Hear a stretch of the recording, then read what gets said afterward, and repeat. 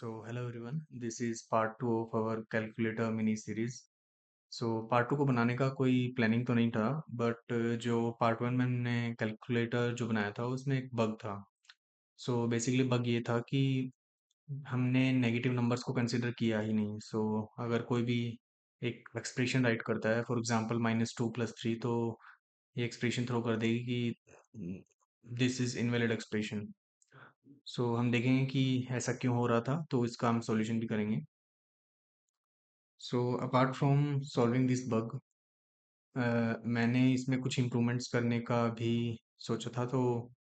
अभी क्या हो रहा है कि जब भी हम हिस्ट्री क्रिएट करते हैं और मोबाइल में जो एप्लीकेशन है उसको बंद करके हम फिर से स्टार्ट करते हैं, तो जो हिस्ट्री होती है वो डिस्ट्रॉय हो जाती है. S O and this is obvious, because जो भी हमारा हिस्ट्री का डाटा होता है वो मेन मेमोरी में होता है, और जैसे ही हम ऐप क्लोज करते हैं तो वो वाइप हो जाता है. अभी हम क्या करेंगे कि जो भी हिस्ट्री है उसको हम डाटाबेस में स्टोर करेंगे. पहले मैं आपको इसका एक छोटा सा डेमो दिखा देता हूँ कि एक्चुअली में क्या हो रहा है. Okay, so here is the demo. So earlier, अगर आप जो पार्ट 1 में जो हमने कैलकुलेटर बनाया था उसमें अगर आप ये एक्सप्रेशन ट्राई करते हैं, फॉर एग्जांपल -2 तो it will throw and say that it is an invalid expression. so expression like this won't work because जो -2 हमने लिखा है, तो we haven't added that support, or we haven't thought about this, that -2 is also a number. Apart from this, when you press equal, you see there is a shimmer going on here, because mm, like this entry is not yet saved in the database. So when the entry is saved, you see you see a check mark here, and this created at the date on which this entry is created and when this entry is updated. We are not giving like any functionality to update this entry or delete this entry, but we are giving this feature to the users so that the user can click on this and uh, edit this query, but the original entry will not be edited. When the user presses equal again, a new entry will be created. uh, like in this emulator, you are not seeing any shimmer going on here until the entry is saved. But if you try this application in the real devices, you will see an animations which shows that the entry is not yet saved, and when the entry is saved you see this colorful check icon with these created and updated it. I will start implementing these features after solving that bug. So let's start. Okay, हमने demo में देखा था कि हमने bugs भी solve किया है और उसमें कुछ इम्प्रूवमेंट्स भी थे. अभी जो इश्यू हमने जो कैलकुलेटर हमने पार्ट 1 में किया था उसमें एक बग था कि हमने नेगेटिव नंबर को कंसिडर नहीं किया था. ये वही कैलकुलेटर है जो हमने पार्ट 1 में बनाया था. तो इसमें एक देखते हैं कि इशू क्या है. तो इशू है कि जब भी हम -2 राइट करते हैं तो ये एक इनवैलिड एक्सप्रेशन है, जो कि सही नहीं है. तो अगर मैं +3 लिखता हूँ तो ये इनवैलिड ही रहेगा, बिकॉज -2 जो नंबर है वही इनवैलिड हो गया, तो आगे चाहे आप कितना भी लिखता जाए कि वो इनवैलिड ही रहेगा. इसका रीज़न यहाँ पे है कि जब हम क्वेरी टू इनफिक्स करते हैं, तो यहाँ पे अगर अगर डॉट होता है या कोई डिजिट होती है, तो हम डिजिट जो है वो नंबर में अपेंड कर देते हैं. बट एक एग्जांपल मैं यहाँ पे लिख देता हूँ कि अगर +2 + 3 होता है तो क्या होना चाहिए, मतलब इसका आंसर क्या होगा, 5 होना चाहिए. एंड 3 माइनस माइनस 5 होता है, तो इसका आंसर क्या होना चाहिए. बेसिकली ये हो जाएगा 3 प्लस -5, तो इसका आंसर होगा -2, राइट. अब जो रॉन्ग है वो मैं आपको दिखाता हूँ कि अगर कोई यूज़र 2 माइनस माइनस माइनस 3 लिखता है, तो ये एक्चुअल में इनफिक्स कैसा बनना चाहिए. तो इसका इनफिक्स बनेगा 2 comma minus comma minus minus 3. तो जो माइनस माइनस 3 है वो एक नंबर नहीं है. -3 इज नॉट ए नंबर, तो इसमें थ्रो हो जाना चाहिए। बट अगर वो यूजर लिखता है 2 - -3, तो इसकी जो इनफिक्स है वो बननी चाहिए, दैट इज 2 एंड माइनस -3। सो ये एक वैलिड एक्सप्रेशन है, तो इसका आंसर होना चाहिए 5, राइट। अगर वहीं हम दूसरा एग्जांपल लें, तो अगर हम लिखें -2 + 3, तो इसकी जो इनफिक्स है वो होगी -2 प्लस एंड 3। सो इसका आंसर होना चाहिए 1। तो अभी जो हमने कोड लिख रखा है, जो पार्ट 1 में हमने कोड लिखा था, उसमें हमने ये लॉजिक लगाया था कि अगर डॉट आता है या फिर वो डिजिट है, तो हम न्यू में ऐड कर देते हैं, वरना वो एक ऑपरेटर है। तो यहाँ पे जो है वो इशू लाई करता है। तो हमने मान लिया कि अगर वो ऑपरेटर है और जो न्यूम है, तो हमने माना था कि एक ऑपरेटर के पहले एक नंबर होना ज़रूरी है। अगर नंबर नहीं है तो हम थ्रो कर देंगे। बट अभी मैंने देखा कि अगर एक ऑपरेटर है तो ज़रूरी नहीं उसके पीछे कोई नंबर हो। तो यहीं पे हमें हमारा जो सॉल्यूशन है वो मिल गया कि अगर जो नंबर है वो एम्प्टी है एंड जो अभी जो आपका क्वेरी एट आई है वो एक ऑपरेटर है, तब भी हमें न्यूम में अपेंड करना है। तो जब डॉट हो, जब डिजिट हो, या फिर अगर एक ऑपरेटर है उसका जो न्यूम अभी बना है वो एम्प्टी हो। मतलब अगर ये ऑपरेटर है तो इसके पीछे जो हमने न्यूम बना रखा है वो एम्प्टी हो, तब भी इस न्यूम में अपेंड करना है। तो फॉर एग्जांपल अगर मैं ये केस लेता हूँ,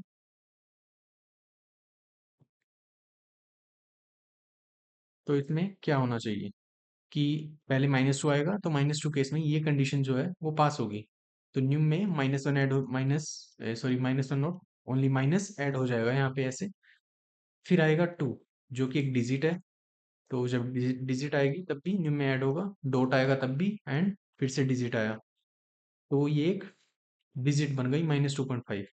फिर आएगा हमारे पास प्लस। तो जब प्लस आएगा ना, तो डॉट भी नहीं है, ना ही ये डिजिट है, और ये कंडीशन फेल हो जाएगी इसमें। ऑपरेटर तो है बट उसके पहले जो न्यूम है वो एम्प्टी नहीं है, हमारे पास -2.5 ऑलरेडी उसमें पड़ा है। तो इस केस में जाएगा वो एल्स में। तो एल्स के केस में अब जो ये कंडीशन बनती है, तो एल्स के केस में जो हम ये इफ वाली कंडीशन चेक करते हैं, उसमें हम अभी भी थ्रो करेंगे। इसका रीजन ये है कि हमें पता है कि ऑपरेटर के पहले एक डिजिट जरूर होगी।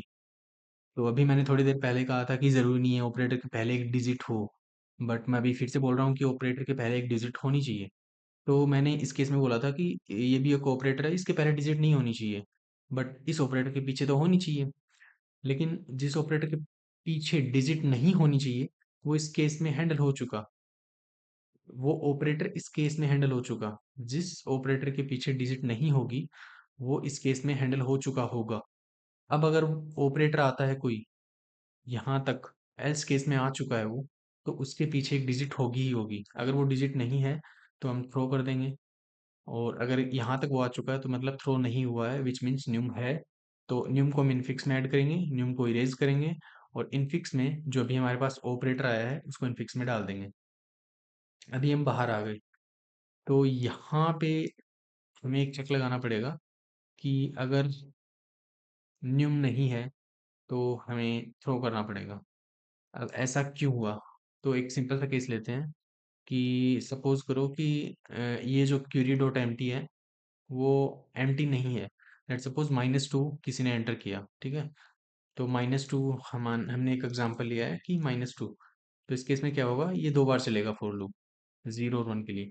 जब 0 पे चला तो माइनस मिलेगा, तो वो इफ केस में जाएगा, तो न्यूम के अंदर हो जाएगा माइनस। 2 पे भी वो इस इफ में जाएगा, तो इसमें हो जाएगा -2, राइट। तो यहाँ पे जब वो आएगा तो न्यूम उसके पास होगा फॉर श्योर, ठीक है। तो जब एम्प्टी होगा तो वैसे ही चला जाएगा, लेकिन इस लाइन तक आ गया वो 42 तक, विच मीन्स कि क्वेरी तो एम्प्टी पक्का नहीं है, ठीक है। तो मतलब जो क्वेरी हमारे पास आई है उसमें कुछ ना कुछ तो है, -2 है, 2 है, 1 है, जो भी है।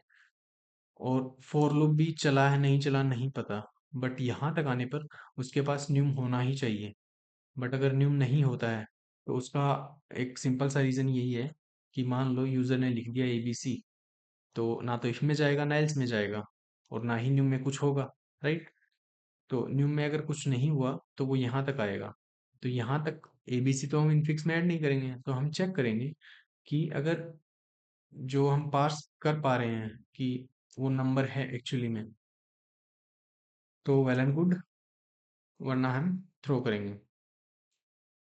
तो ये हो जाएगा throw exception invalid query, right?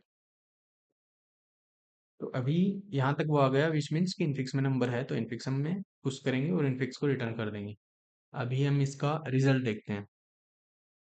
दूसरा मैं डबल यूज़ कर रहा हूँ इसमें, तो ऐसा नहीं है कि ये कैलकुलेटर कुछ नंबर्स तक ही काम करेगा।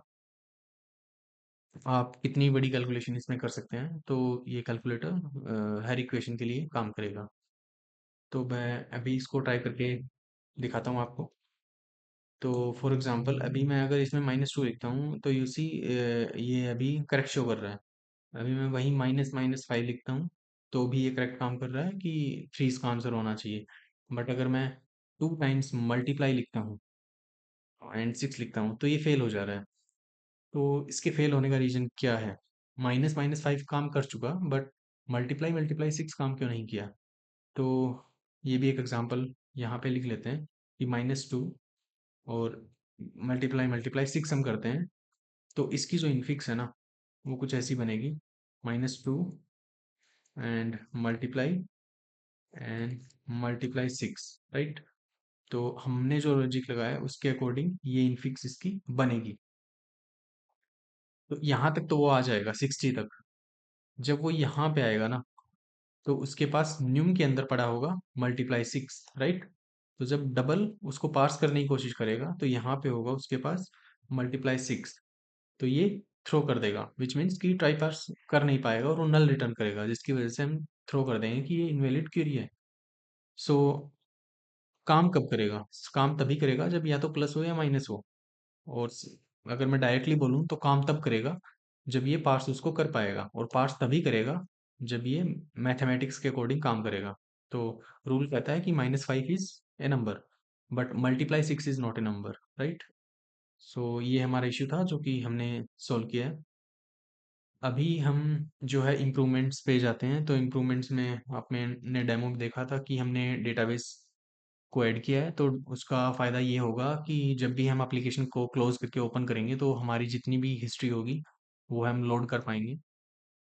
लोड करने के साथ साथ जब भी हम किसी पे क्लिक करेंगे तो वो जो एंट्री है वो आपके जो रिजल्ट विंडो है जहाँ पे आपकी एक्सप्रेशन लिखी है वहाँ पे वो आ जाएगी।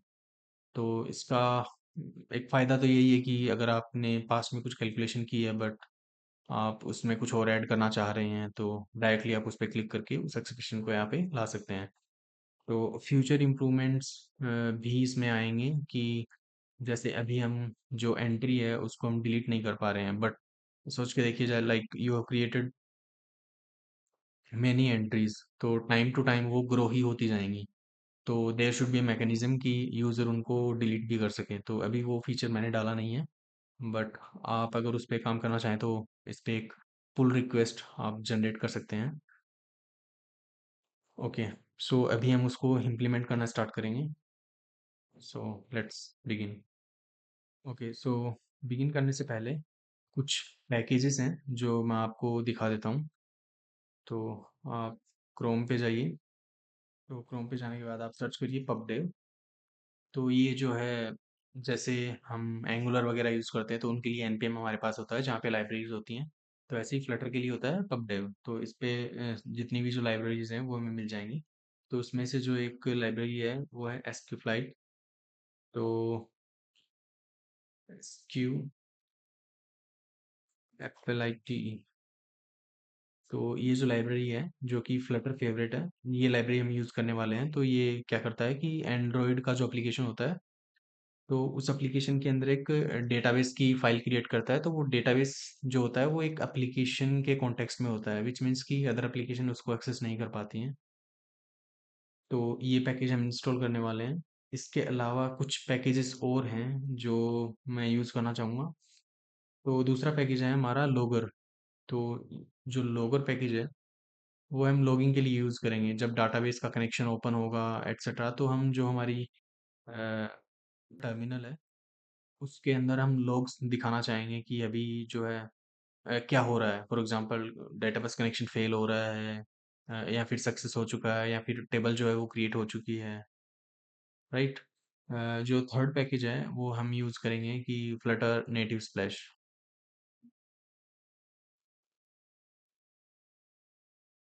तो फ्लटर नेटिव स्प्लैश है वो भी एक फ्लटर फेवरेट पैकेज है। तो इससे हमें क्या मिलेगी कि जब भी हम कोई एंड्रॉयड एप्लीकेशन ओपन करते हैं तो जो हमने लोगो दिया होता है एप्लीकेशन का वो दिखता है हमें। जैसे कि इस एग्जांपल में आप देख पा रहे हैं कि जब भी ये स्टार्ट करता है एप्लीकेशन तो फ्लटर का लोगो दिखता है, वैसे ही हमारा कैलकुलेटर का लोगो दिखता है। तो इसमें हम क्या करेंगे कि ना जब तक हमारा डेटाबेस कनेक्शन नहीं बन जाता है, और अगर डेटाबेस में कुछ एंट्रीज हमारी पड़ी होती हैं इसकी हिस्ट्री की, तो जब तक वो एंट्रीज नहीं आ जाती हैं तब तक हम नेटिव स्प्लैश दिखाते रहेंगे। तो इसका यूज़ वहाँ पे सही रहेगा क्योंकि जब यूज़र का एप्लीकेशन फाइनली स्टार्ट हो जाएगा तब वो जो भी हिस्ट्रीज या फिर कैलकुलेशन करेगा वो डायरेक्टली डेटाबेस में जाती रहेंगी। तो जो एसक्यू फ्लाइट है वो ऑप्टिमाइज्ड होता है। एक्चुअल में एसक्यूएल होता है बट एंड्रॉयड के लिए एसक्यूएल लाइट होता है क्योंकि ये ऑप्टिमाइज होता है। उसमें जो एसक्यूएल लाइट होता है उसमें वो सारे फीचर नहीं होते जो एसक्यूएल में होते हैं। तो इसलिए ये बहुत फास्ट होता है। तो ऐसा नहीं होगा कि जो आपका नेटिव स्प्लैश है वो बहुत टाइम तक यूज़र को दिखता रहेगा। तो ऐसा कुछ नहीं है। सो जो नेक्स्ट पैकेज है वो हम यूज़ करने वाले हैं शिमर पैकेज। तो शिमर पैकेज का यूज़ हम इसलिए कर रहे हैं कि जब भी यूज़र कुछ कैलकुलेशन करता है तो जब वो इक्वल प्रेस करेगा तो जो एंट्री है वो अभी डाटाबेस में गई नहीं है बट वो यूज़र को दिख जरूर रही है। तो हम एंट्री दिखाने के साथ साथ उसमें एक शिमर चलाएंगे जो कि उसको बताएगा कि okay you have created this entry but ये जो एंट्री है वो अभी डाटाबेस में सेव नहीं हुई है। जैसे ही वो डाटाबेस में सेव होती है तो हम उसमें एक चेक मार्क दिखाएंगे कि yes your entry is save to the database. And जो टाइम है कि जिस टाइम पे वो सेव हुई है और जिस टाइम पे वो अपडेट हुई है वो टाइम भी हम उसमें दिखाएंगे। सो राइट। सो अभी हम इन पैकेजेस को इंस्टॉल करते हैं। तो SQ flite, logger and Flutter native splash and next है shimmer. Okay.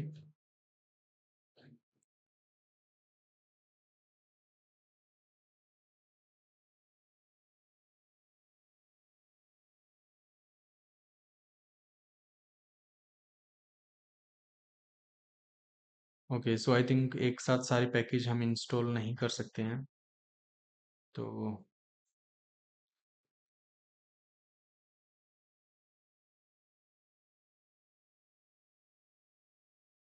logger, then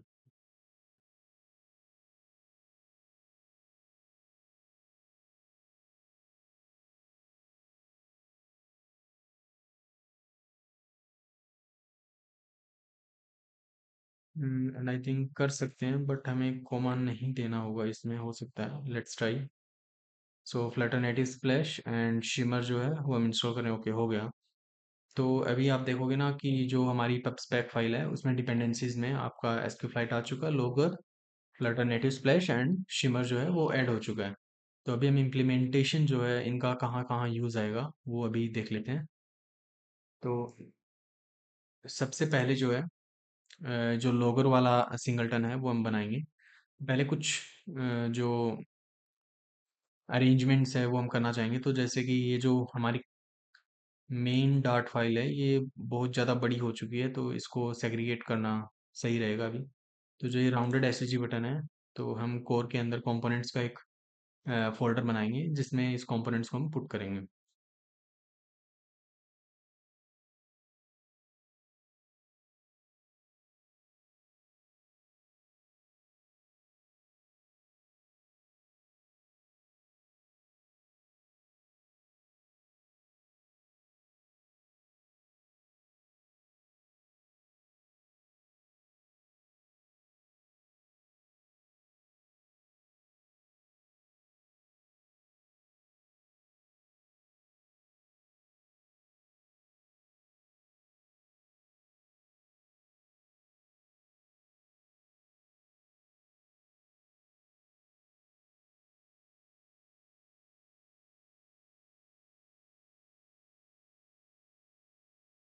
okay, सो राउंडेड एसवीजी बटन का हमने बना लिया है, उसको यहाँ पे डायरेक्टली इंपोर्ट करेंगे, राउंडेड एसवीजी बटन। ओके, अभी एक फोल्डर ऑन बनाएंगे जिसमें हम हमारे जो जितने भी सिंगलटन्स जो हमने बनाए हैं वो वहाँ पे रखेंगे, जिसमें कैलकुलेटर हो गया और थीम प्रोवाइडर हो गया। ये सिंगलटन्स हैं अभी के लिए, एंड कुछ सिंगलटन्स जो हम क्रिएट करने वाले हैं,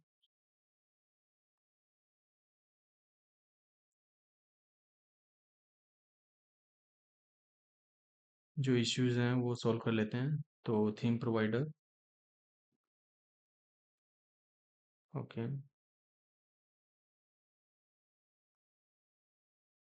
राइट। सो जो पहला सिंगलटन है वो हम क्रिएट करने वाले हैं लॉगर का। तो new dot, sorry not Docker,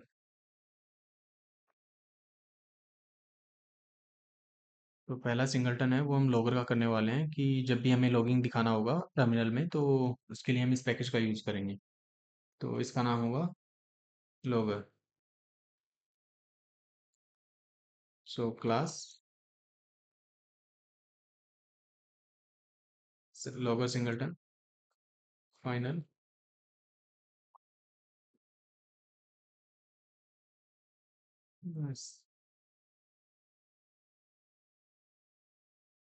instance.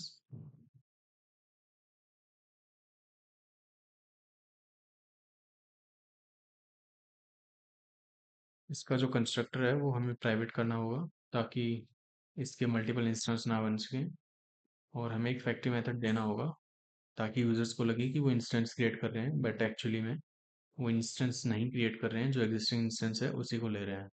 और उस इंस्टेंस का एक वेरिएबल होगा जो कि होगा लॉगर। तो अभी मेरे पास कुछ सजेशन नहीं आ रही हैं, मे बी बिकॉज डिपेंडेंसीज जो हैं उनका इंडेक्सिंग नहीं हुआ होगा। फ्लड पबकेट एक बार राइट करेंगे तो उससे जो भी डिपेंडेंसीज हमारी मिसिंग है वो आ जाएंगी। Flutter pub get, right. एक बार फिर से ट्राई करते हैं, फ्लटर पब गेट। तो इससे जो भी डिपेंडेंसीज अभी इंडेक्सिंग नहीं हुई हैं, जो अभी नहीं आई हैं, वो आ जाएंगी। सो हमें चाहिए लॉगर, कंट्रोल स्पेस जब आप प्रेस करेंगे तो इसमें सजेशंस आना स्टार्ट हो जाएंगे। Logger show logger is equal to logger.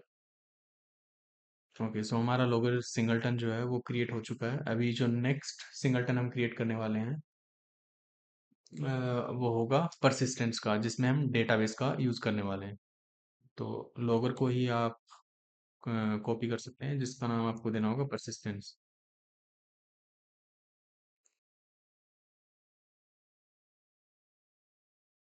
अभी कुछ तो इश्यू आया है कि calculator is not a subtype of calculator of function result where calculator is from package, calculator is from package core singleton calculator dot dart. Okay, let me restart और देखते हैं कि ये इशू परसिस्ट करता है या फिर जो हमने मूवमेंट की है उसकी वजह से हो सकता है। ओके, सो ये टेम्परेरी था, जो हमने फाइल्स को मूव किया है सिंगलटन में उनकी वजह से ये आया होगा। तो अभी हमें जो हमारी परसिस्टेंस क्लास है उसको लिखना है, राइट। सो इसमें क्लास लेवल पे एक डाटाबेस होगा। हम चाहते हैं कि जो डाटाबेस का जो ऑब्जेक्ट बने वो एक ही रहे और एक ही जगह पे हम उसको मैनेज कर पाएँ। वैसे तो जो एसक्यूएलाइट का जो पैकेज है वो हमें ऐसे फीचर्स देता है कि यूज़र जो है मल्टीपल इंस्टेंस ना क्रिएट कर पाए, बट फिर भी हम जो है इसका सिंगलटन इसलिए बना रहे हैं ताकि जो मैनेज करना हो कि डाटा को गेट करना है या फिर ऐड करना है वो सारा एक जगह पे हो सके, हर फाइल में उसका क्लटरिंग ना हो।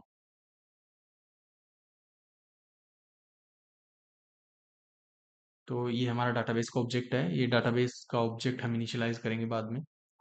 एंड दूसरा जो है हमारा स्टैटिक डेटाबेस का नेम होगा जो कि कैलकुलेटर होगा, तीसरा जो होगा हमारा टेबल का नेम होगा। ये जो स्टैटिक वाले वेरिएबल्स हैं ये क्लास लेवल के हैं, not an object level, right.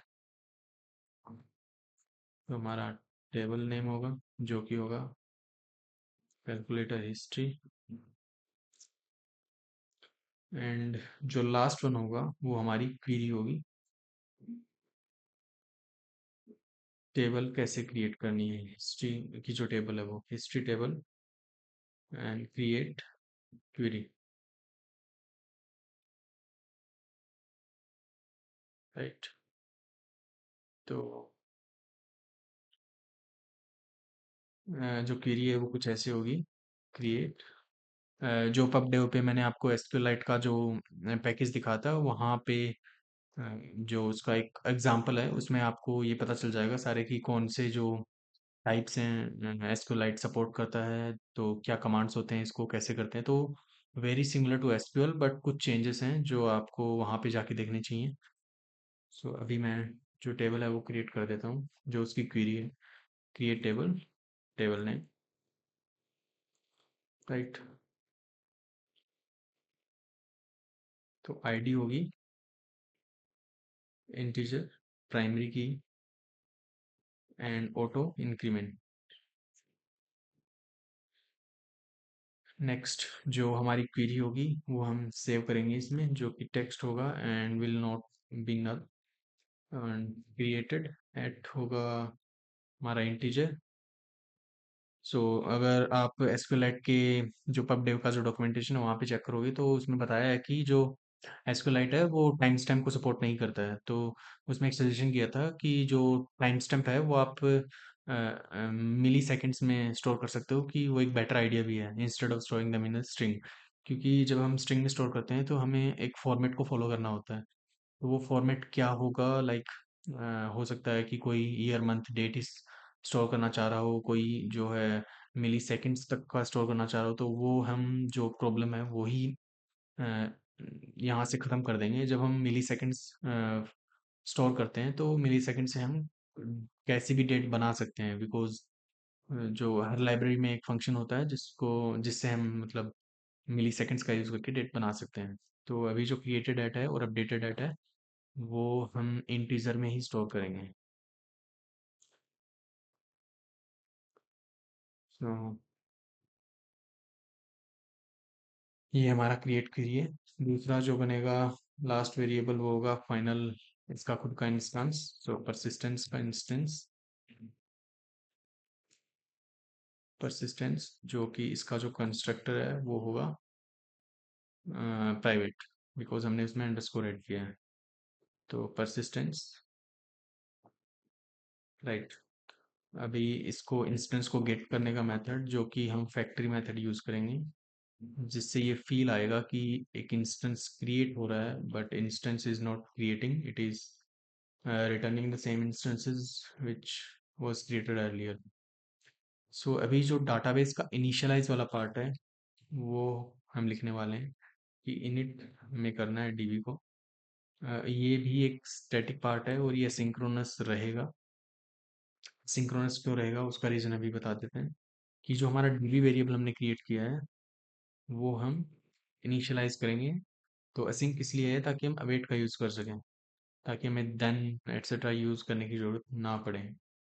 तो ओपन डेटाबेस एक फंक्शन है जो एसक्यूएलाइट हमें प्रोवाइड करता है। तो इसमें हम दो प्रकार के पाथ दे सकते हैं, या तो रिलेटिव पाथ या एब्सोल्यूट पाथ। जब हम एब्सोल्यूट देंगे तो ओके दैट्स फाइन कि वो उस पाथ पे डाटाबेस बना देगा। बट हम जो है इसको रिलेटिव पाथ देंगे। तो इसमें एक फंक्शन होता है कि जो बेस पाथ होता है, रिलेटिव पाथ का जो पीछे का पाथ होता है वो ये कुछ फंक्शन से गेट करता है, तो उससे जो हमारी एप्लीकेशन है उसी के अंदर ये डाटाबेस क्रिएट करता है, राइट। तो ये हमारा डेटाबेस का नाम हो जाएगा। एंड इसके कुछ कॉन्फ़िगरेशंस हैं कि सिंगल इंस्टेंस हम क्रिएट करेंगे। कि जब भी गलती से भी अगर यूज़र ने initdb को मल्टीपल टाइम कॉल किया, वैसे तो हम रिस्ट्रिक्ट कर सकते हैं, कुछ वेरिएबल बना सकते हैं जैसे कि इनिशिएट हो चुका है नहीं हुआ है। बट ये जो वेरिएबल हमने सेट किया है इससे क्या होगा कि अगर किसी ने गलती से इस फंक्शन को मल्टीपल टाइम्स कॉल भी कर दिया तो इस डीबी पे जो इंस्टेंस इनिशियलाइज होगा वो वही सेम इंस्टेंस होगा, राइट। एंड जो थर्ड वेरिएबल है वो वर्जन है। तो वर्जनिंग हम कर सकते हैं कि फ्यूचर में लेट्स सपोज कि अभी हमारे पास है ID query created at updated at, तो फ्यूचर में अगर हमारे पास कोई और कॉलम ऐड होता है तो वो जो कॉलम हम ऐड करेंगे वो वर्जन 2 के साथ ऐड करेंगे। तो वर्जन 1 हमारा ये है, वर्जन 2 कुछ और होगा, फ्यूचर में कुछ भी हो सकता है वो। इसके साथ ही जब फर्स्ट टाइम डेटाबेस बनेगा तो पहले तो इसमें एक फंक्शन होता है कि जब भी डेटाबेस ओपन होगा तो हम लॉग करेंगे हमारे जो टर्मिनल है क्या हो रहा है। तो लॉगर सिंगलटन का हम यूज़ करेंगे इसमें।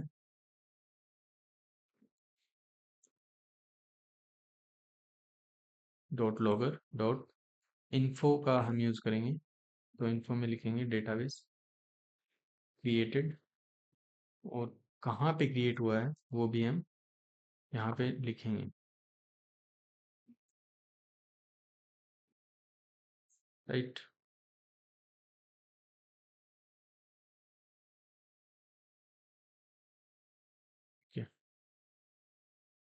अभी जब फर्स्ट टाइम जब डेटाबेस बन रहा होगा तो एक फंक्शन और है जो कॉल होगा। ये फंक्शन है, ये हर बार कॉल नहीं होता है। अगर डेटाबेस एग्जिस्ट कर रहा है तो ये फंक्शन कॉल नहीं होगा, बट फर्स्ट टाइम जब कोई यूज़र इस एप्लीकेशन को इंस्टॉल करता है तो ये फर्स्ट टाइम कॉल होगा, विच मीन्स डेटाबेस एग्जिस्ट नहीं करेगा। तो डेटाबेस एग्जिस्ट नहीं करेगा तो फर्स्ट टाइम जब डेटाबेस क्रिएट होगा तो ये फंक्शन कॉल होगा। और इस फंक्शन में आता है हमारे पास डाटाबेस और उसका वर्जन, इसको भी हम एसिंक्रोनस करेंगे, असिंग। तो इसमें हमें क्या करना है, तो इसमें डीबी से एग्जीक्यूट करना है हमें जो हमारा क्रिएट टेबल कमांड है, कि जब भी डाटाबेस बनेगा तो उसके साथ ये टेबल बननी चाहिए। ओके, सो हमने इतना बना दिया है। क्योंकि ये सिंगलटन है, ये नीड भी हमें मैनुअली कॉल करना पड़ेगा जब भी हमें इसकी नीड आएगी। और ये सिर्फ एक बार कॉल करना है, मल्टीपल टाइम अगर आप कॉल करते हैं तो उसका कुछ हार्म नहीं होगा, बट एक टाइम हम कॉल करते हैं तो वो ज़्यादा बेटर रहेगा। ठीक है। अभी दूसरा जो है कि जब भी हम जो हिस्ट्री आइटम है वो क्रिएट करेंगे तो अभी जो हमारा हिस्ट्री आइटम है वो एक सिंगल स्ट्रिंग है, और एक हमारे हम एक जो है कैलकुलेटर में अरे स्टोर करते हैं।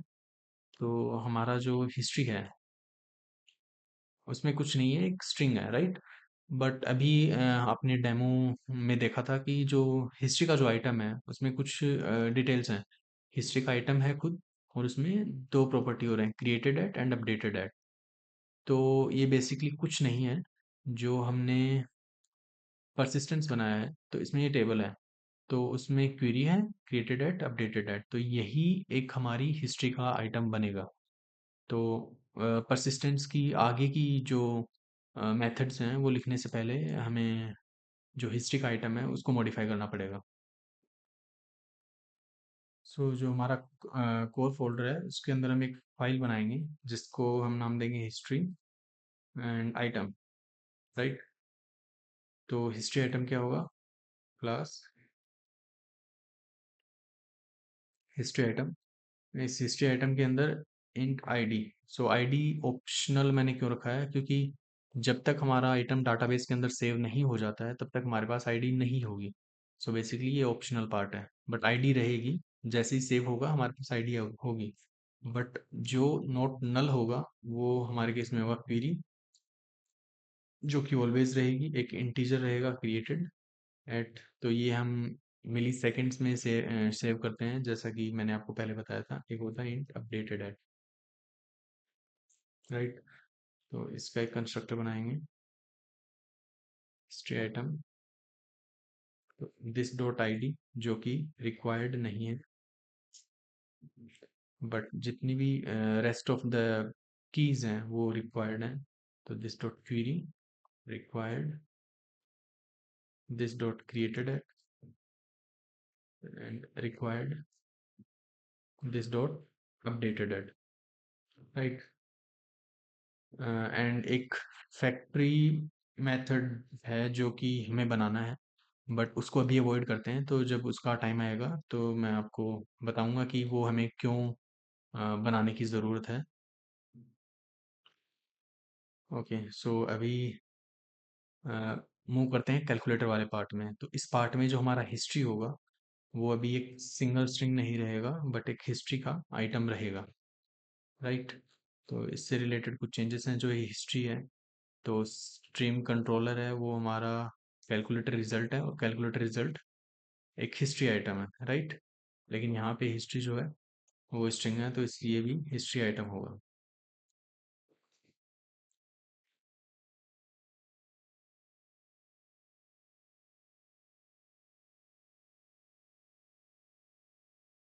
सो now in this parse function हमें क्या करने की जरूरत है अभी। तो पहला चेंज हम ये करेंगे कि यहाँ पे सिर्फ क्वेरी ही अ, होगी, मतलब क्वेरी के आगे रिजल्ट हम अपेंड नहीं करेंगे। तो हिस्ट्री में जब हम ऐड करेंगे, तो उससे पहले हम हिस्ट्री आइटम बनाएंगे।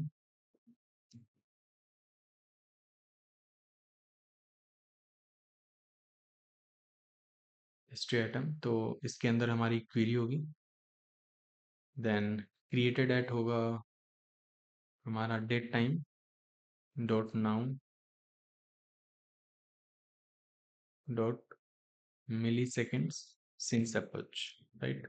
Similarly date time dot now dot milli second since approach.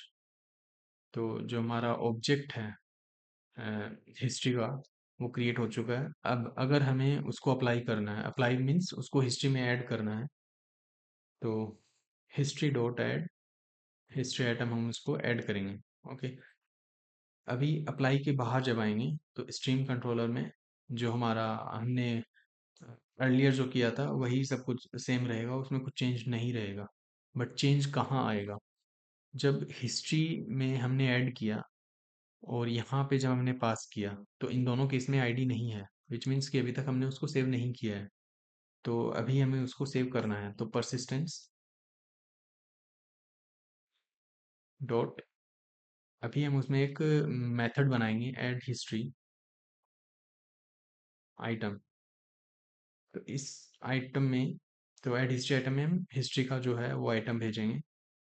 History item, history item तो ये एसिंक्रोनस मेथड रहेगा। तो ऐड हिस्ट्री आइटम, जब डाटाबेस में हम कुछ ऐड कर रहे होते हैं तो वो कुछ टाइम लेता है, तो इसलिए सिंक्रोनस रहेगा। तो इसमें हम देन मेथड हम कॉल करेंगे।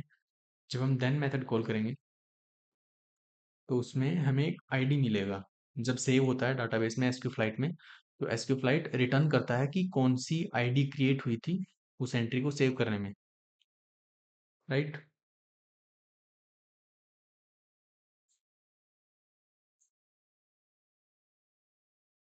अब जो हिस्ट्री आइटम है, उसकी जो आईडी है, वो ये जो आईडी हमें मिली है वो हो जाएगी।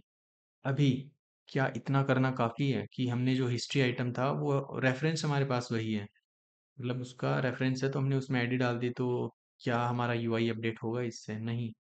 तो यूआई को बताना पड़ता है, जैसे हम सिंक से बता रहे हैं स्ट्रीम कंट्रोलर से, तो हम यहाँ पे स्ट्रीम कंट्रोलर फिर से रखेंगे। फ़र्क ये होगा कि बस वही हिस्ट्री वापस भेज देंगे, क्योंकि ये हिस्ट्री आइटम जो है अपडेट हो चुका है।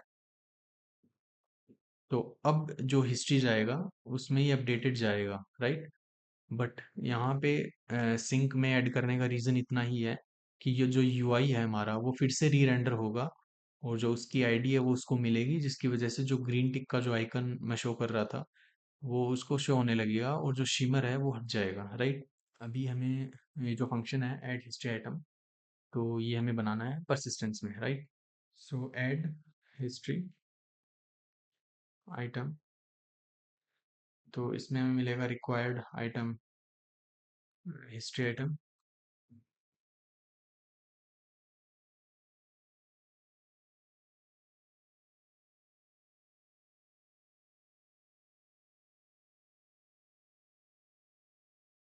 तो हमें एजर्ट करते हैं कि अगर कोई ये मेथड कॉल करता है, तो फॉर श्योर कि जो हमारा डीबी है वो नल नहीं होना चाहिए। अगर नल हुआ तो ये थ्रो कर देगा, और थ्रो करने का सिंपल सा रीज़न है कि डेवलपर ने कुछ मिस्टेक किया है, राइट।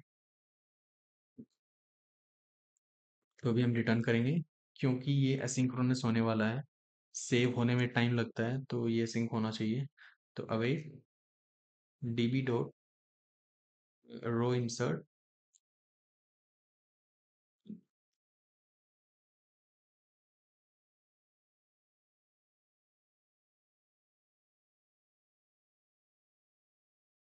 तो हमारा कमांड रहेगा इंसर्ट इनटू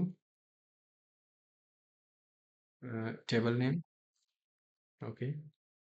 एंड जाए इसमें क्या इंसर्ट करना है, आईडी हमें इंसर्ट नहीं करना है बिकॉज वो हमने उसमें डाला था कि वो प्राइमरी की है और ऑटो इंक्रीमेंट है, तो उसकी हैंडलिंग जो है वो एसक्यूएलाइट और ऑटोमेटिकली कर लेगा।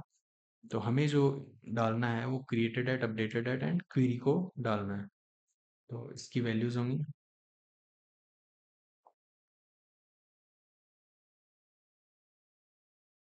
एंड जो वैल्यूज हैं वो होंगी history item dot query and history item dot created at and history item dot updated at. Right. तो ये फंक्शन हमारा कंप्लीट हो चुका है। इसमें इश्यूज आ रहा है कि row insert can't be conditionally invoke because the receiver can be null. उसके लिए हमने अलर्ट लगाया है विच मीन्स ये नल नहीं होगा, राइट। तो ये ऐड आइटम हिस्ट्री आइटम जो हमने यहाँ पे कॉल किया है हिस्ट्री आइटम होगा, क्योंकि ये सिंक्रोनस है उस पर हम देन कॉल करेंगे। तो जब इस पे आप होवर करेंगे db डॉट रो इंसर्ट, तो इसमें आप देखेंगे कि ये जो इसका रिटर्न टाइप है वो इंटीजर है। तो यहाँ पे एक एग्जांपल भी इन्होंने दिया है कि जब रो इंसर्ट आप करते हैं तो जो आईडी है वो रिटर्न में मिलता है कि जो आपने इंसर्ट किया है उसका जो आईडी है वो क्या हुआ, राइट। तो आईडी वही होता है जो हम प्राइमरी की जिस कॉलम को बनाते हैं। ओके। सो इसके बाद एक चीज़ है जो पेंडिंग रह गई है कि जब भी हम ऐप को फिर से स्टार्ट करते हैं बंद करने के बाद, तो जो हमारे हिस्ट्री में जितना भी डाटा है उसको हमें लोड भी करना होता है। तो हमें गेट करना है गेट हिस्ट्री आइटम्स, राइट। तो ये भी एक सिंक्रोनस फंक्शन रहेगा। तो इसमें हम एजर्ट करते हैं कि यहाँ पे डेटाबेस कभी नल नहीं होगा। और ये एजर्ट मैं किस कॉन्फिडेंस से ऐड कर रहा हूँ वो आपको कुछ ही टाइम में पता लगेगा कि मुझे क्यों कॉन्फिडेंस है कि यहाँ पे डीबी नल नहीं होगा। बट अगर नल हो रहा है तो वो डेवलपर का एरर है। सो वो आपको एंड में पता चलेगा जब हम मेन डॉट डार्ट में काम करना स्टार्ट करेंगे। तो हमें चाहिए लिस्ट। अभी जो रिटर्न टाइप आएगा वो आइडिया नहीं है क्या होगा। तो हिस्ट्री आइटम्स हमें मिलेंगे। तो await db dot raw query that is select star from.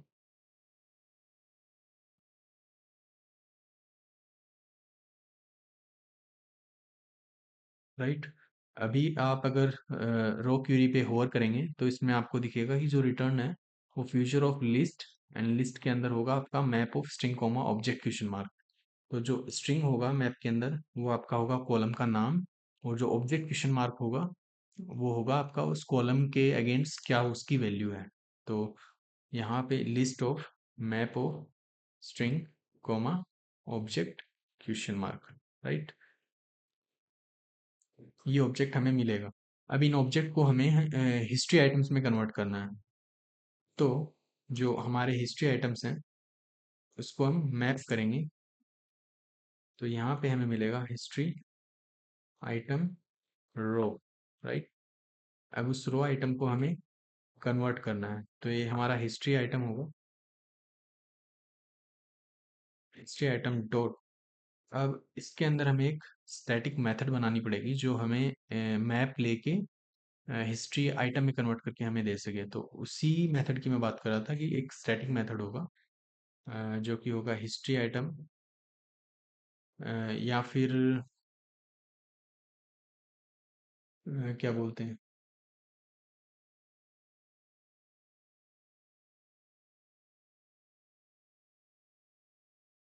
Okay. So static method ना करके हम एक फैक्ट्री मेथड बना सकते हैं। तो ये होगा इसका कंस्ट्रक्टर। बट कंस्ट्रक्टर के अलावा हम एक फैक्ट्री मेथड बना सकते हैं जो कि होगा history item dot from. Map हम बनाएंगे। तो मैप में हमारे पास वही स्ट्रक्चर आएगा जो हमें डाटाबेस से मिलता है, जो कि स्ट्रिंग होता है और ऑब्जेक्ट क्वेश्चन मार्क होता है, राइट। अब हमें रिटर्न करना है हिस्ट्री आइटम। तो हिस्ट्री आइटम में क्वेरी होती है। तो ये जो हमारा मैप है, ये होगा हिस्ट्री आइटम, राइट। अब हिस्ट्री आइटम से just a second, map of string history item, इसमें हमारे पास आईडी होगी फॉर श्योर, और ये होगा इंटीजर में, राइट। हमारे पास क्वेरी होगी,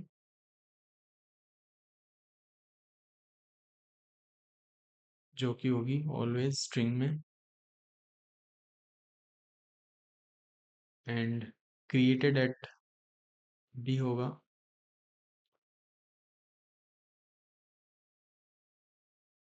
that created at will always be as int, and जो अपडेटेड एट होगा वो भी इंट में ही होगा, राइट। अभी अगर हम जाएं परसिस्टेंस में, तो जितने भी आइटम्स मिले हैं, मैपिंग हमें रो मिला है history item dot from map, अगर हम कॉल करते हैं इस हिस्ट्री आइटम रो से, तो हम जो रिटर्न करेंगे इससे वो हो जाएंगे हिस्ट्री आइटम्स, राइट। अब कहाँ पे हमें इनका यूज करना है वो अभी देख लेते हैं। तो जब मेन डॉट डाट में आप जाएंगे,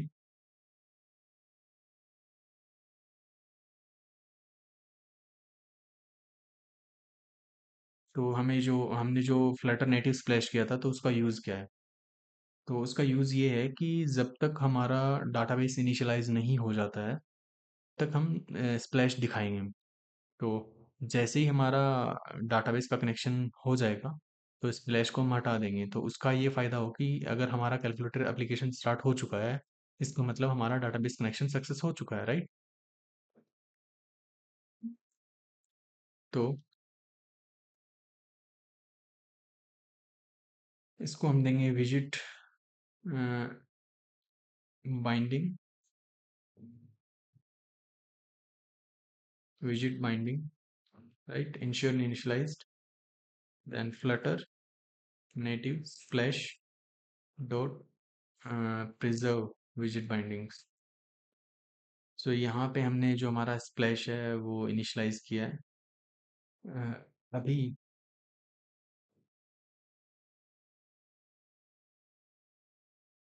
सो आफ्टर इनिशियलाइजेशन आपको इनिट स्टेट में जाना है। तो यहाँ पे एक फंक्शन बनाना है, void इनिशियलाइजेशन, राइट, और ये सिंक रहेगा। तो इस फंक्शन का काम इतना ही रहेगा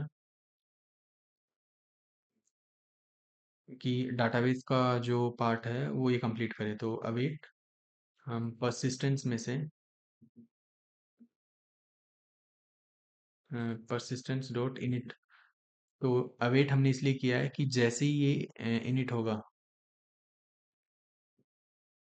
सो refactor रीनेम in it, जैसे ही ये इनिट होगा, तो ये फंक्शन है और डीबी है, तो डीबी में इनिशियलाइज हो जाएगा, या तो ये थ्रो कर देगा या फिर इनिशियलाइज हो जाएगा, राइट।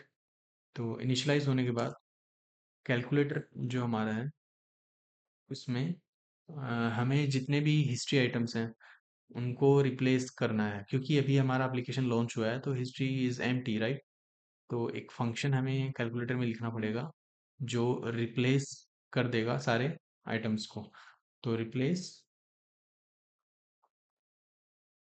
हिस्ट्री आइटम्स, तो हिस्ट्री आइटम्स आएंगे हमारे, अवेट हम करेंगे कि परसिस्टेंस में से हमें गेट हिस्ट्री आइटम्स मिल जाएं सारे।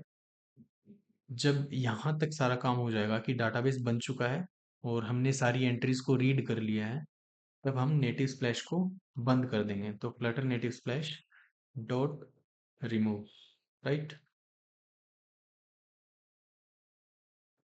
सो अभी हमारा जो पेंडिंग पार्ट है, कैलकुलेटर के अंदर हमें आइटम्स को रिप्लेस करने का जो फंक्शन है वो लिखना पड़ेगा। तो about this period and fix, यहाँ पे हम अपना एक फंक्शन लिखेंगे पार्स के नीचे। तो रिप्लेस हिस्ट्री आइटम्स, हमारे पास लिस्ट आएगा यहाँ पे हिस्ट्री आइटम्स का, राइट।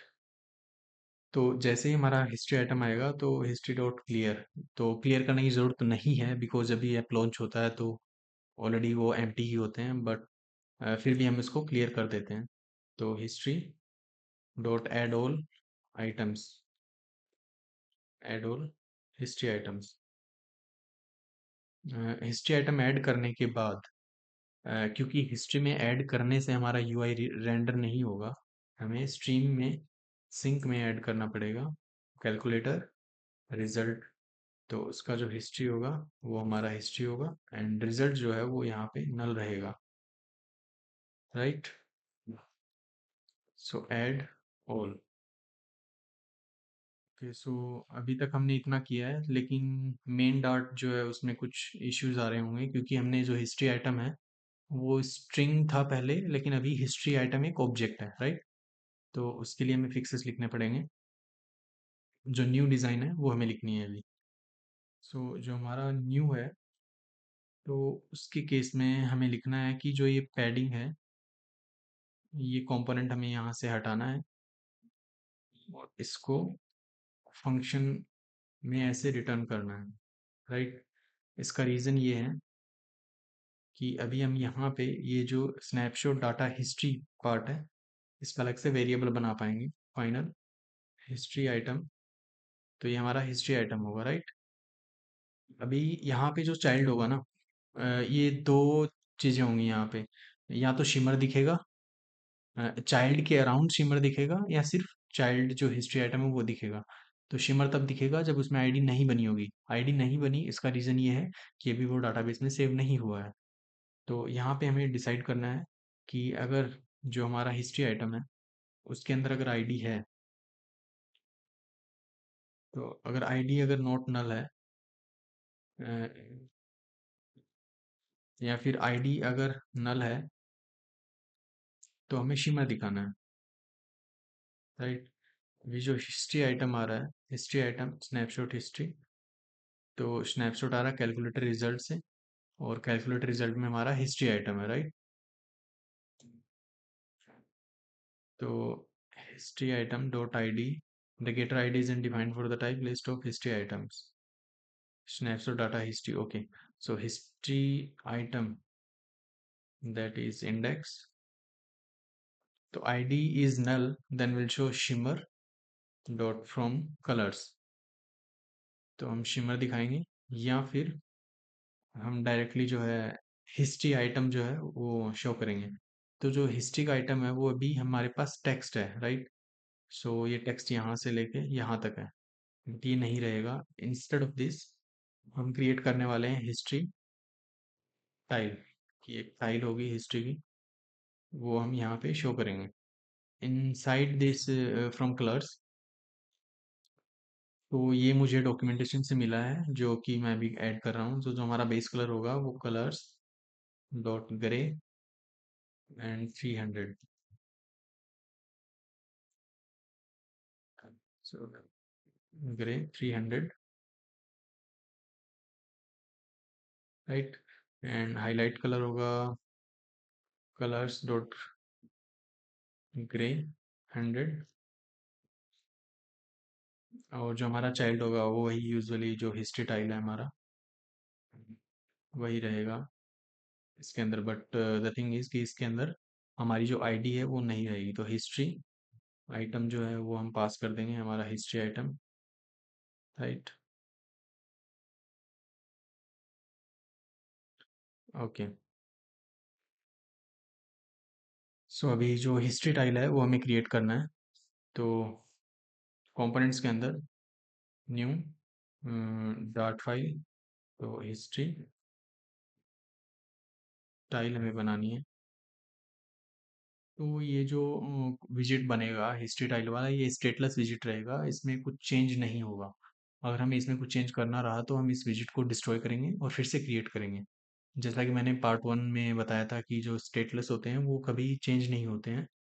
जो स्टेटफुल होते हैं वो चेंज होते हैं। तो हमारे केस में जो हिस्ट्री टाइल रहेगा वो स्टेटलेस रहेगा क्योंकि हमें स्टेटफुल की ज़रूरत नहीं है।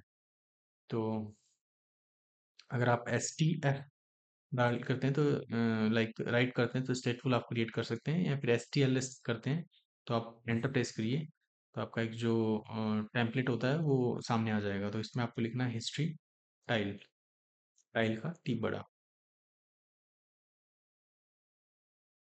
राइट।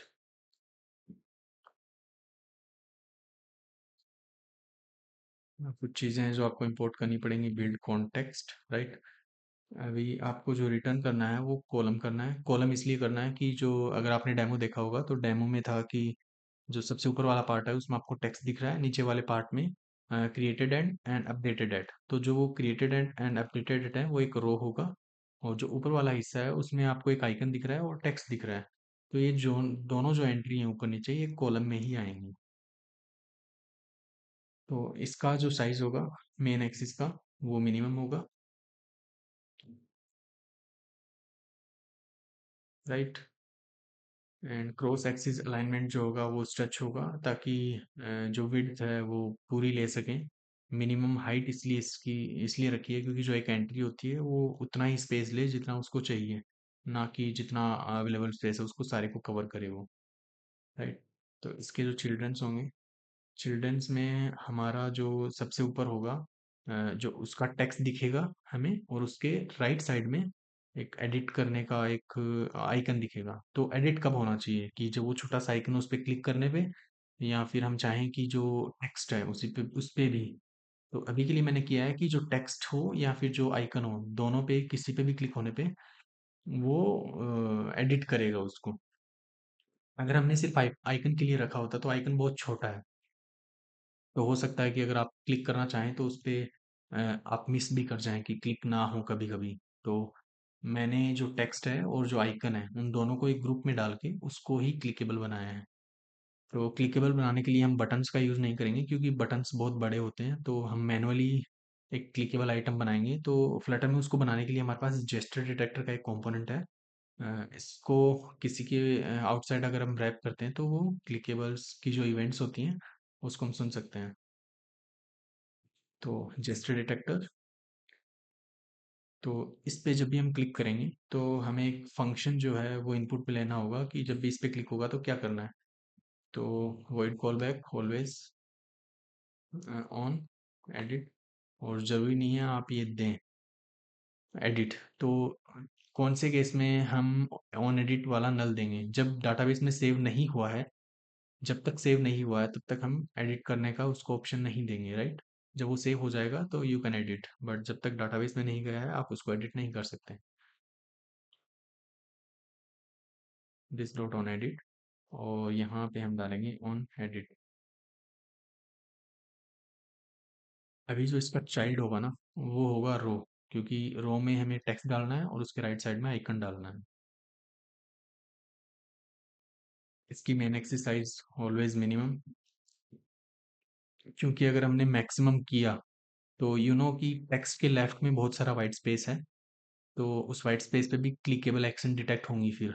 तो हम चाहते हैं कि टेक्स्ट और आइकन को मिला के जितना स्पेस रिक्वायर्ड हो उतनी ही वाइड ये रो होनी चाहिए, ताकि जो हम क्लिक करें तो वो उस टेक्स्ट या आइकन पे ही क्लिक हो, ना कि उस वाइट स्पेस में। तो इसलिए हमने इसकी जो विड्थ है वो मिनिमम रखी है, और जो मेन एक्सिस का अलाइनमेंट है वो हम इसका एंड में रखेंगे। मेन एक्सिस मीन्स जो टेक्स्ट और जो आइकन है वो राइट साइड में अलाइन रहे।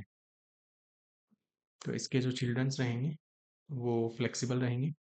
फ्लेक्सिबल मीन्स कि जो इसका जो चाइल्ड टेक्स्ट चाइल्ड होगा वो हो सकता है कि किसी ने बड़ी एक्सप्रेशन लिखा है तो वो फ्लेक्सिबल इन द सेंस कि जब भी वो मोबाइल स्क्रीन को कवर कर लेगा तो नेक्स्ट लाइन में वो रैप होता जाएगा, राइट।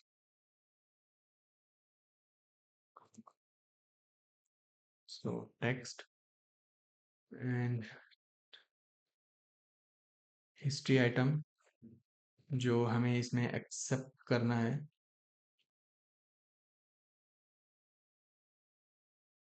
सो जो हिस्ट्री आइटम है वो हमें इसमें एक्सेप्ट करना है, तो हिस्ट्री आइटम इज रिक्वायर्ड। तो history item and required this dot history item. तो जो इसका टेक्स्ट होगा वो होगा history item dot query, right. And text alignment जो होगा वो एंड रहेगा, text alignment dot and. And style वही है जो हमने प्रीवियस वर्जन ऑफ कैलकुलेटर में लिखा था, बट उसको यहाँ पे पेस्ट अभी हम कर रहे हैं। Text style font size 24, right. Font size soft wrapping कि जब टेक्स्ट इतना बड़ा हो जाए कि स्क्रीन से ओवरफ्लो होने लगे, तो हम चाहते हैं कि वो टेक्स्ट नीचे वाली लाइन में आ जाए, right. True. And overflow is always visible, text overflow dot visible, okay. And then to the right of this text, like flexible field, we will give some space, so that is size box. And width, this is the gap, that is 6. And after that we will have that icon, so icon and icons dot edit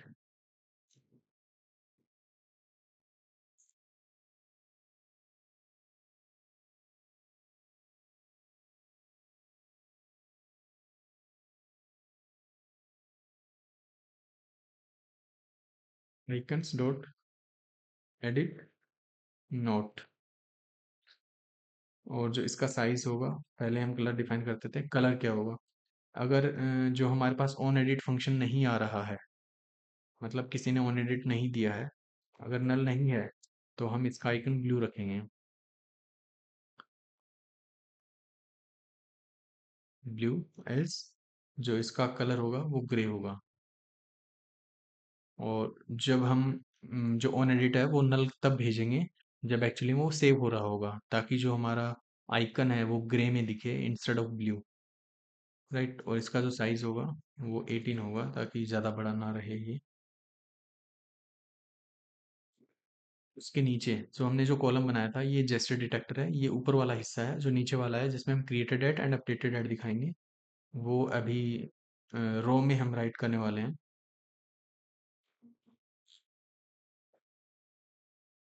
सो जो रो है उसका main axis alignment जो होगा वो and में रहेगा, कि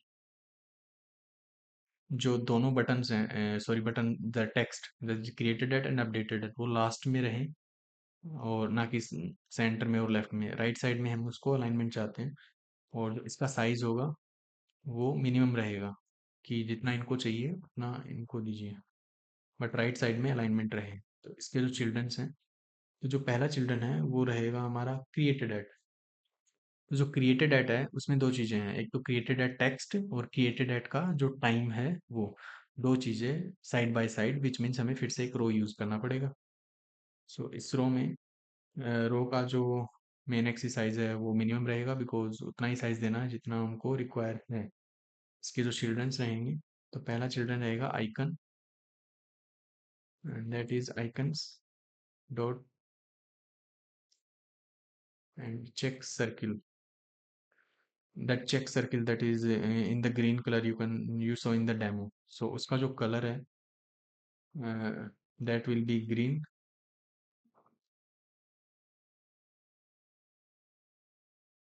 and size will be 12।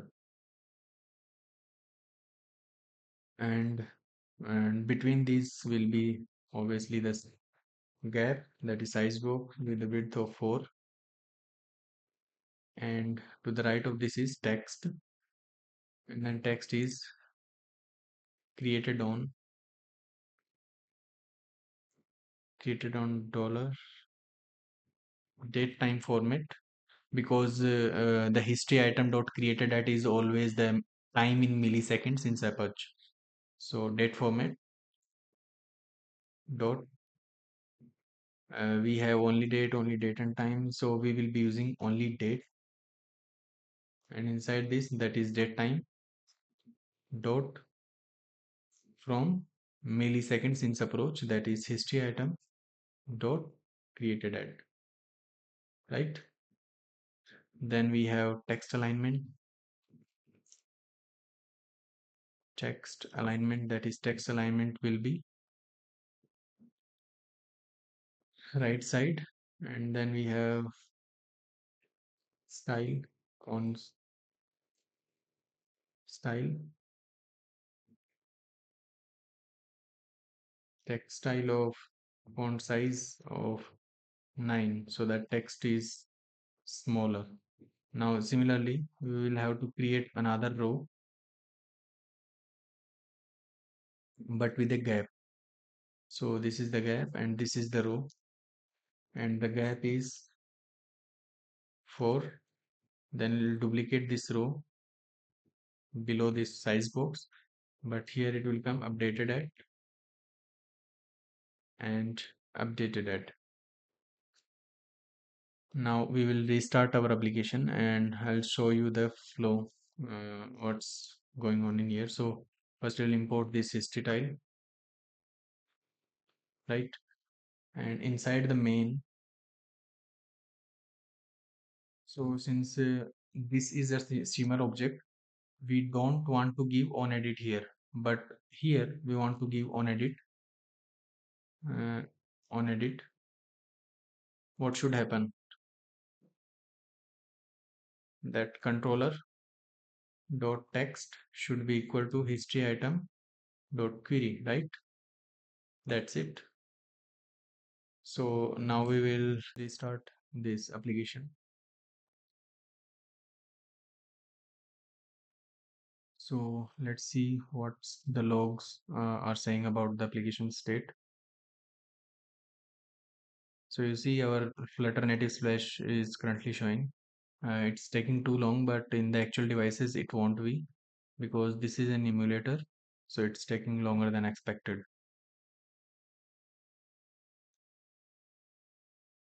Created new file system, but the database part is not yet created.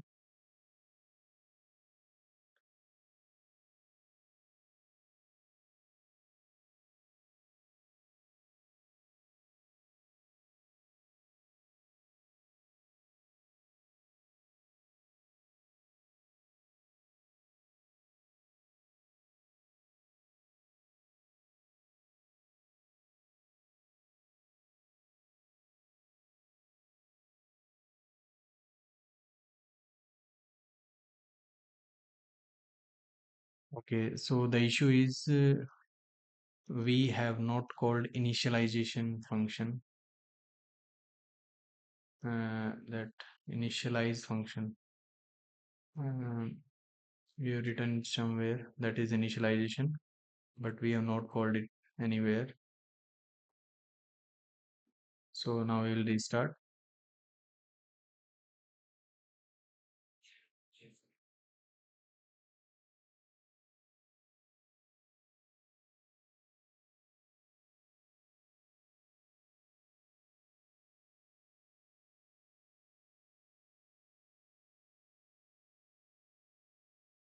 So you see that the database part is created. You can see the path here, that is data user, and this path which will always be unique uh, to your application, and then the database is calculator.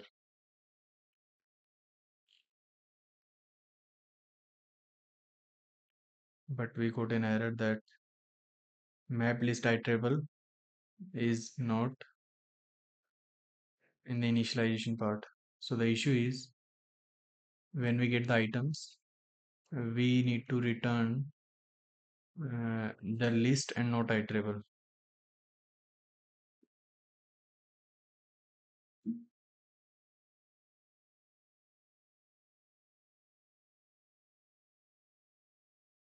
Let's restart again.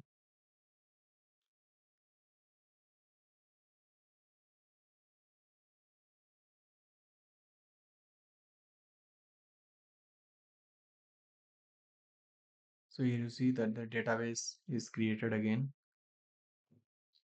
I mean, we wiped the data, and then when the app again started, it created the database. I mean, the database connection is opened, we printed this log on the on open function call. So you see, the application is started. Now let's do some calculation. That is 2 plus 3. Now when we press equal, you see the icons become green. Let me show you in bigger screen. The icons become green, and if you write, for example, 5 multiply 9, and let me pause this using the breakpoints so that you can see what's going on. So when you parse, when apply, you get the ID, right? So here I'll just pause and press equal here. So you see the icons are grayed out, right?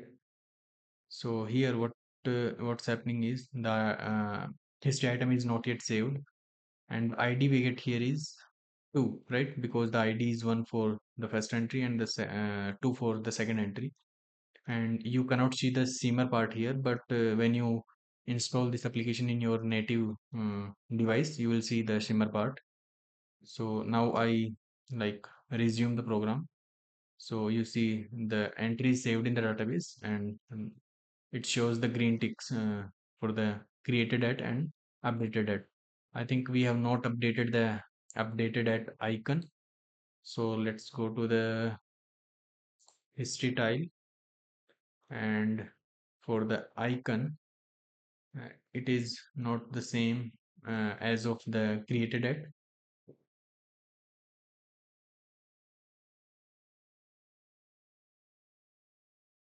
The icon is update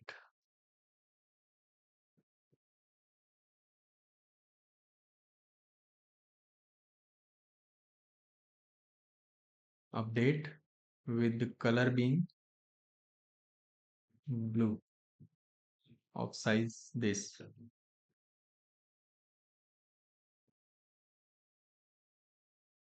So you see the blue icon of update here.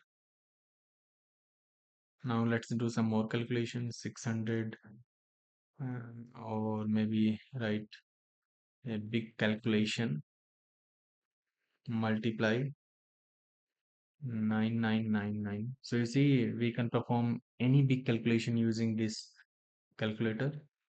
So this is breakpoint here. So let's resume the program and see what entry we have created. So when we multiply this number with this number, we got uh, the result. Okay, I think I have minimized the application.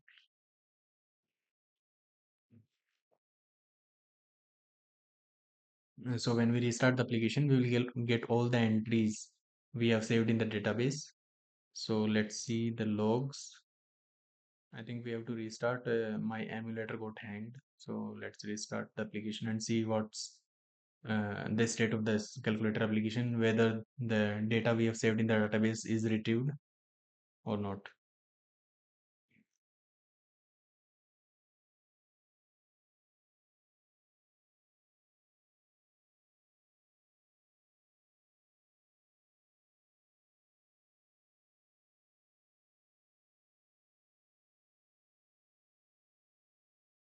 So you see uh, the entries are restored, right? Okay. So now when you click on the any of the entry is populated in the result window with the solution, because we have written our logic like that when any text on the result window changes, we will calculate the result if it is a valid string, right? So you can click on any of the entries and see your result here. So that's it. Thank you. And related to features, you can like create a functionality for deleting this entry using the ID. So you can raise a PR on this repo. You can find the repo link in the description. Thank you.